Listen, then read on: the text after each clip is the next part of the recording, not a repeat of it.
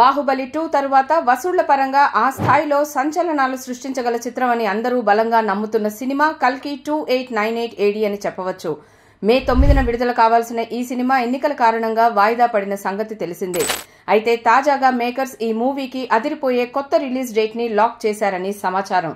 Pan India star Prabhas హీరోగా నాగ్ అశ్విన్ దర్శకత్వంలో రూపొందుతోన్న cinema కల్కి 2898 AD.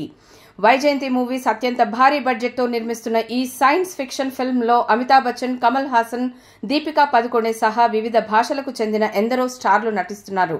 ఇప్పటికే విడుదలైన గ్లింప్స్ కి సూపర్ రెస్పాన్స్ వచ్చింది. వసూళ్ల పరంగా ఈ సినిమా ఇండియన్ సినీ చరిత్రలో సరికొత్త రికార్డులు సృష్టించడం ఖాయమనే అంచనాలున్నాయి.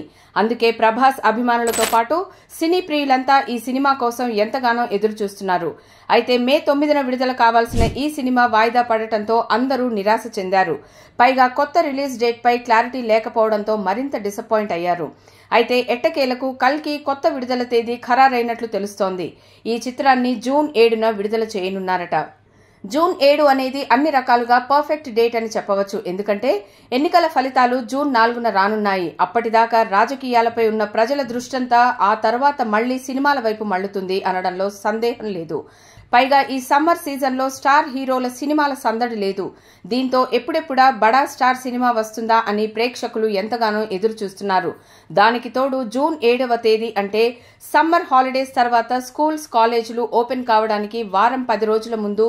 దీంతో తమ పిల్లలు మళ్లీ చదువులతో బిజీ కావడానికి ముందు వినోదం కోసం వారిని సినిమాకి తీసుకెళ్లాలని భావించే పేరెంట్స్ ఎందరో ఉంటారు.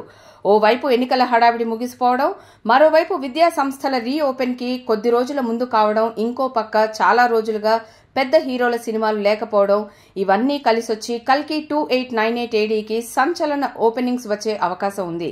మొత్తానికి మేకర్స్ అన్ని ఆలోచించి సరైన తేదీని లాక్ చేశారని చెప్పవచ్చు.